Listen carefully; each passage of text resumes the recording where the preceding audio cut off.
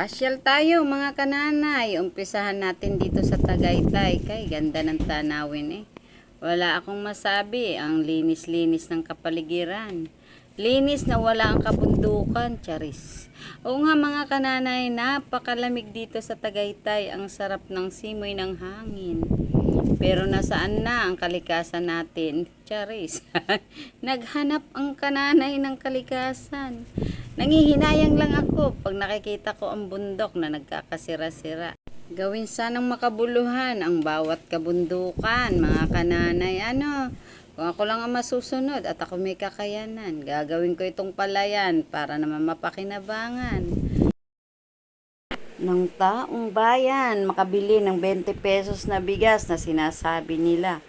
Ang ginhawa siguro ng bawat Pilipino sa gawa ang daming tao, puro kabahayan ang tinatayo. Siguro ganun nga, pag negosyante ka na.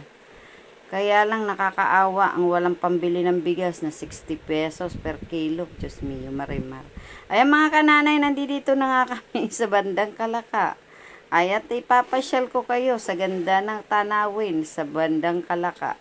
Pagbaba ng Tagaytay, lumiko kami sa may ng boundary. Doon kami umikot. At ito na nga, nandito na tayo sa Kalaka, Batangas. Inikot ko na kayo mga kananay at ang pupuntahan namin ay munisipyo ng Kalaka at kami magbabayad ng tax ng aming kapirasong lote diyan. At kami nakabili ng kapirasong lote nung mga panahon kaluwagan pa ang buhay.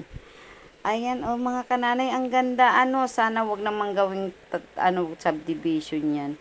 At ito na nga andito na kami sa bayan ng Kalaka. Ang ganda ng bayan ng Kalaka. City Hall ng Kalaka. Ang sarap siguro manirahan dito parang may peaceful. Pero nanirahan kami diyan ng ilang buwan. 3 yata o 2 lang. Kaya kami nakabili ng lote dyan na partisyon yun ng tubuhan. Binenta nung may-ari. Kaya nakakuha kami ng ilang square meter lang naman yun mga kananay. Hindi naman kalaki yan. Baka naman sabihin nyo, yayamanin ang kananay nyo. Hindi. Tama lang. Kumbaga tatayo lang sana namin ng bahay. Kaya lang hindi nga nangyari. Kaya hanggang ngayon, lupa pa rin siya at nakatingga. Dami sinabi ng kananay nyo.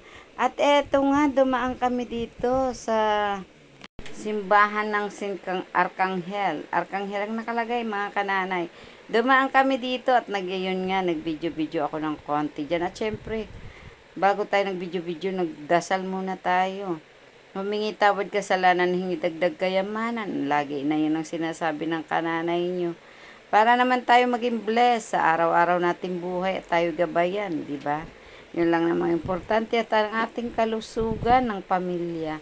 Kaya mga kananay, dito ako, humingi ako ng tulong at gabay, proteksyon sa pamilya ko. At pangunahan ang bawat desisyon ko sa buhay at wala akong kakayanan baguhin ang bawat bagay-bagay. Mga kananay, pasyal kayo dito. Basilica yata ito dito. Ito'y dinadayon dito sa Taal, Batangas. Taal, Kalaka. Ay, Kalaka pala ito.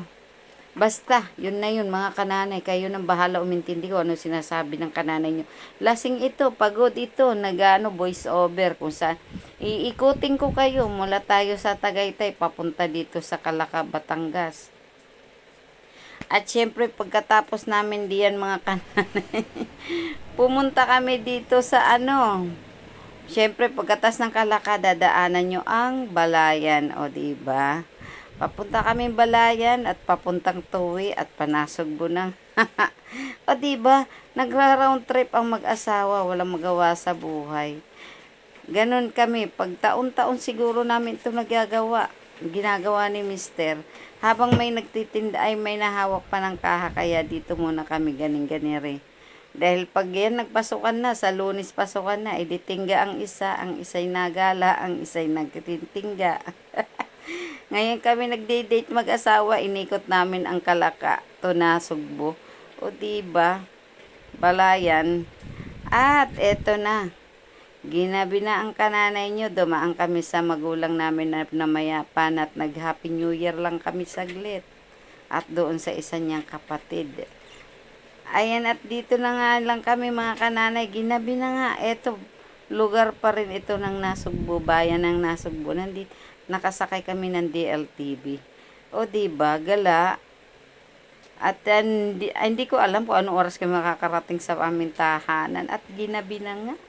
Inulan pa nga. Eto na. Gabi na nga mga kananay. Ay, Diyos mio, Marimar.